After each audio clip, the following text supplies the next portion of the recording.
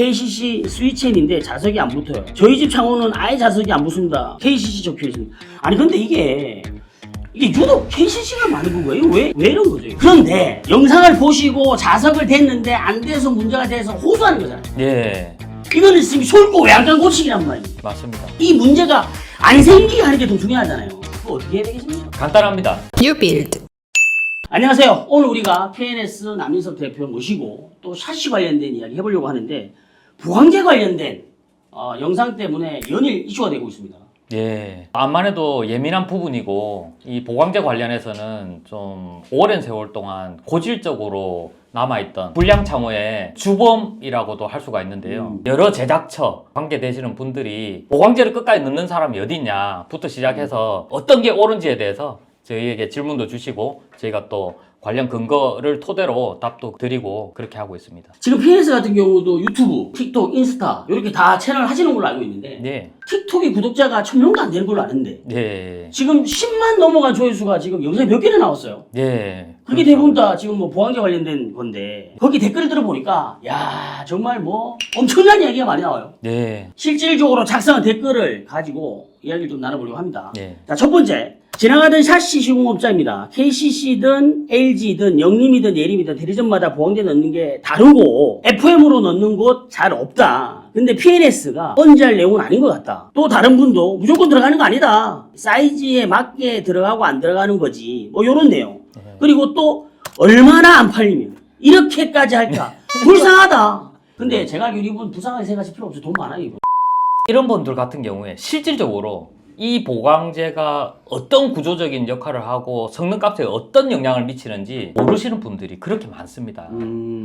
이유는 신축 아파트에 납품을 해보면 필요로 하는 내포압 성능이 있어서 그에 준하는 내포압 성능에 맞추다 보면 그 보강제 형상의 두께와 이런 것들이 결정이 돼서 그 보강제가 창짝, 창틀, 프로파일 끝단 10mm까지 끝까지 들어가야 그 역할을 한다라는 걸 아실 건데 지금 이분들은 아마 그런 경험을 못 하시고 시중에 관련 법이 없는 상태에서만 유통을 하다 보니 그냥 옆집에서 안 넣으니 나도 안 넣어도 되겠지, 또 그 정도는 안 넣으니 나는 조금 더 안 넣어도 되겠지, 이런 식으로 흘러서 여태까지 왔다라는 게 참 안타까운 부분이고요. 샤시가 KS 기준이 없나요?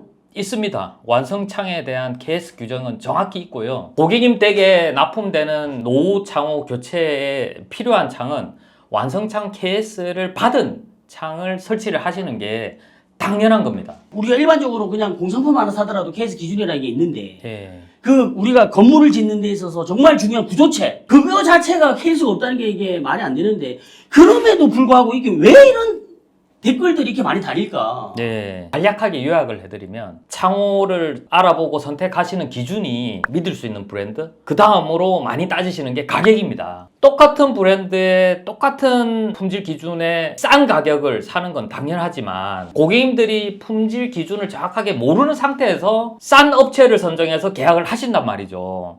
그렇다 보니 시장 내에서는 눈치껏 원가 절감이 되는 부분이 있으면 당장 소비자 눈에 띄지 않는 이런 보강제가 대표적인데요.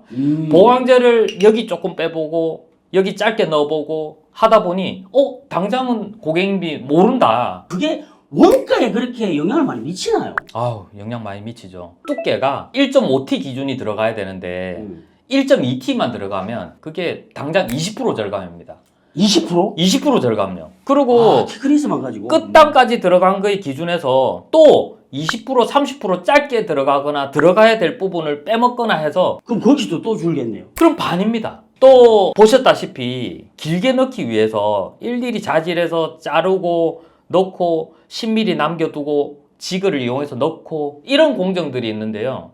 짧게 넣거나 안 넣거나 하면 그 공정 없는 거죠. 짧은 거 그냥 대충 넣고 중간에다 피스 박으면 되니까 인건비가 또 연결되는 거죠. 인건비가 계속 올라가는 거예요. 예. 자, 이런 실정이다 보니까 요즘에는 오히려 고객분들이 실질적으로 자석을 대보고 안 붙는다고 예. 안녕하세요, 영상 잘 봤습니다. 현재 인테리어 중인데 보강제가 많이 비어 있더라고요. 대리점이나 직영점이 아닌 일반 업자가 대리점에서 받아와 설치하는 것 같은데 혹시 하자가 발생하면 KC 본사의 도움을 받을 수 있느냐. 그리고 집안의 내부창 30년 전 시공된 창호는 보강제에 넣어 자석이 붙는데 이번 달에 시공한 K땡 창호는 왜 자석이 안 붙을까요? KCC 인테리어 한지 3년 차인데 확인해 보니까 어떤 차는 붙고 어떤 차는 안 붙는다. 재시공 안 되겠죠? 뭐 이런 거. 살고 있는 집인데 2020년 중고 KCC 스위첸인데 자석이 안 붙어요. 저희 집 창호는 아예 자석이 안 붙습니다. KCC 적혀 있습니다. 아니 근데 이게 유독 KCC가 많은 거예요? 왜 이런 거죠 이거? 암만 해도 고객님들이 대기업 브랜드에 의존을 할 수밖에 없는데요. 프로파일 유통을 해서 판매하는 회사 중에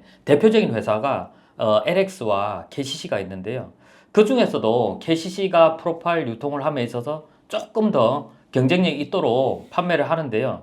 여기서 문제는 가장 유통이 많이 되고 있는 KCC 창호 본사가 이런 완성창에 대한 품질을 보장을 해주질 않습니다. 본사가? 예. 문제는 이렇게 소비자가 신뢰할 수 있는 브랜드를 KCC를 활용을 해서 실질적으로는 제작되는 창의 품질이 기준이 없이 각자 제작처마다의 그냥 아까 말씀드린 대로 당장 수주할 수 있는 그런 가격에 맞춰서 제품을 만들어서 유통되는 게 일반적이다. 그래서 이렇게 좀 언급이 많이 되는 것 같습니다. 저는 개인적으로 KCC 창호 되게 좋은 기억이 많단 말이에요. 제가 건설회사 있을 때부터 되게 시공을 잘했단 말이에요. 네.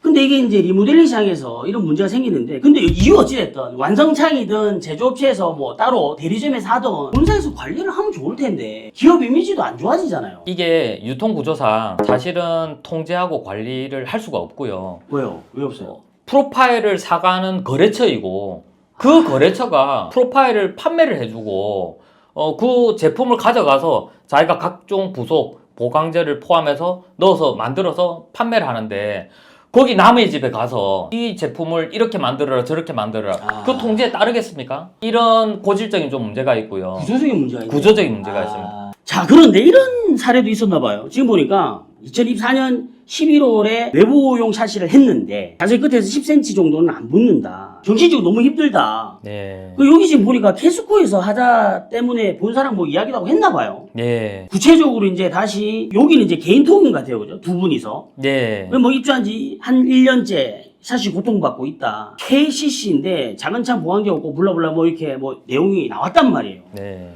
근데 이게 지금 이게 뭐예요 지금? 캐스코라고 이야기하면 또 KCC라고 이야기하는 이게 뭔 얘기예요? 이 캐스코가 여러 회사의 프로파일을 사서 이렇게 창을 만들어서 이 완성창 사업을 하는 회사 중에 하나이거든요. 근데 이분이 캐스코에서 KCC 창호를 선택을 해서 KCC예요? 이렇게 창을 설치를 받았는데 이렇게 막 적극적으로 자기가 자기 연락처까지 남기면서 네.